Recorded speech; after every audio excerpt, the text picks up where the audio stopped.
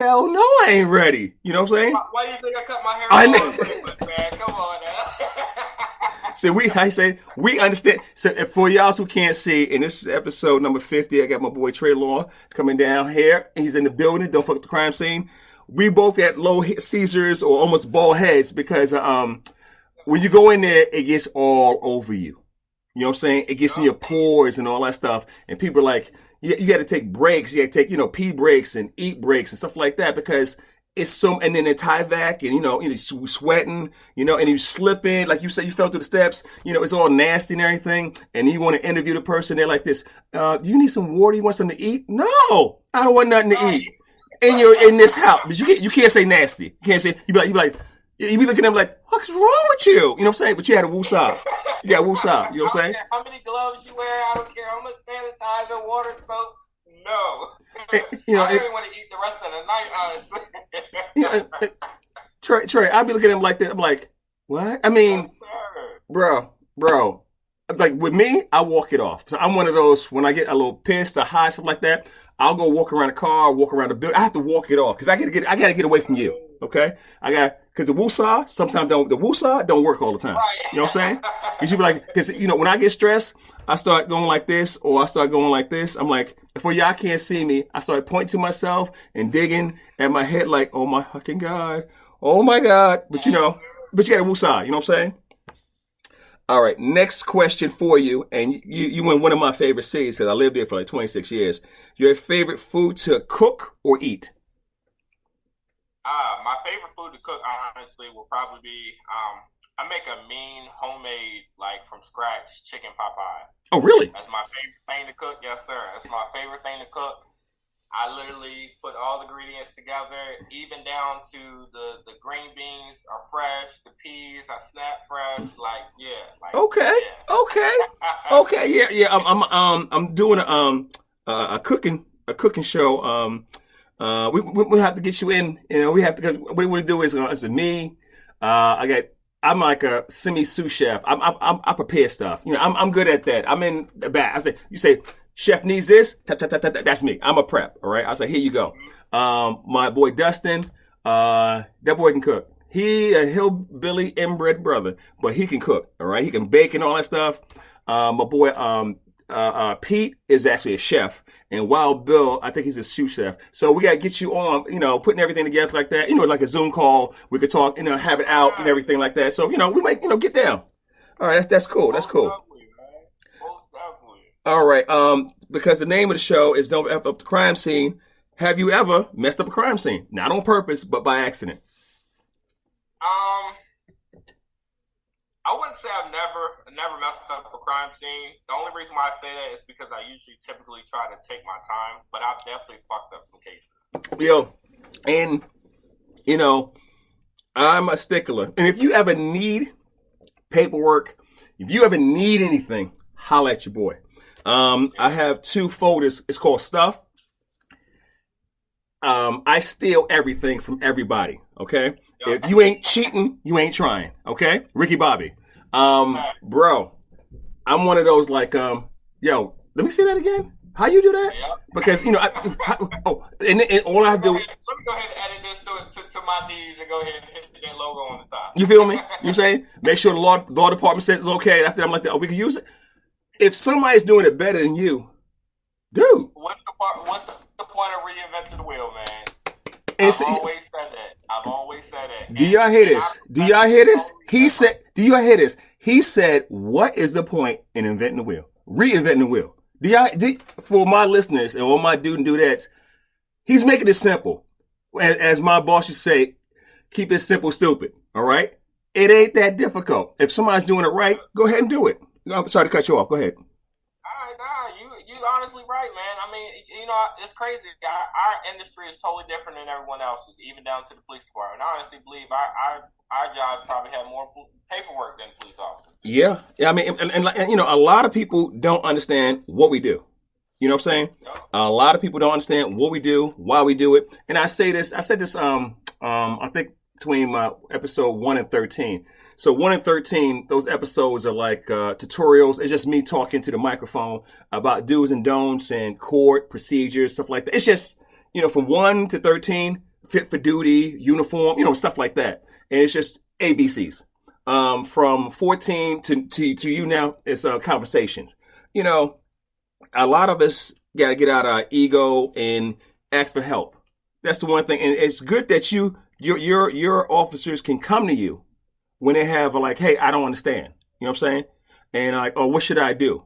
You know what I'm saying? And it could be a teachable moment. You know what I'm saying? And I'm getting that vibe from you. Like you trying to be there for your team as a resource and like to help them through it. You know what I mean?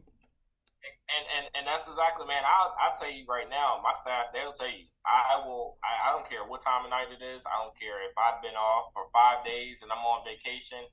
If there's a crime scene that's going on and I feel like I need to be there, I'm getting up out of bed. I'm leaving the store wherever I may be at, and I'm driving there. And I'm going to walk you through it. I'm not going to do it for you, but I'm certainly going to walk you through it to make sure that you don't miss a step, you don't miss a piece of evidence, you don't miss a piece of paperwork at the end of the day. Because that's the most crucial. That's the most crucial part. And I understand that learning from your mistakes is the best way to learn. But at the end of the day, also learning from other people's mistakes. Say that again. Say that again. Say that again.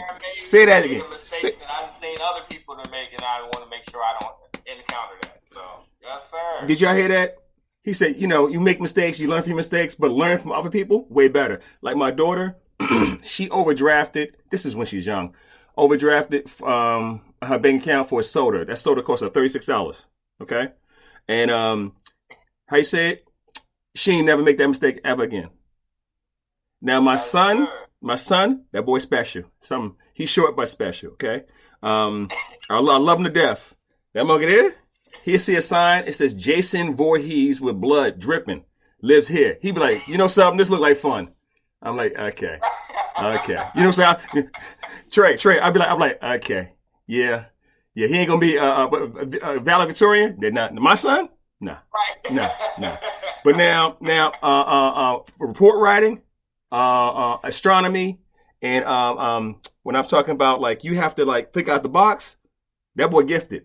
And his report writing, he was always a better officer than me. But his report writing, he good. The boy got skills. Far as everything else, I'd be looking at him like, okay. You know what I'm saying? Love him. That's my second born. Love him. But, I'm looking at him like this. That motherfucker, something wrong with him. He had dropped too many times. You know what I'm saying? Certain professions is better for some people, not better for others. You know what I'm saying? All right, next question I got for you. Favorite place to visit or vacation? So my favorite place to visit, well, it's funny you actually said that. My favorite place to visit is actually New York. I love New York. Okay. Every time I go to New York, I never want to leave. Okay. So, we always have transports that we, transport animals up there to rescues. I'm always first person. I volunteer. I'll go. I can tell you, I am definitely a city boy. I grew up in the country majority of my life, but I can tell you, I can drive around D.C., I can drive around New York, I can drive around Washington, D.C., and Atlanta with no GPS. Easy. So okay. Easy.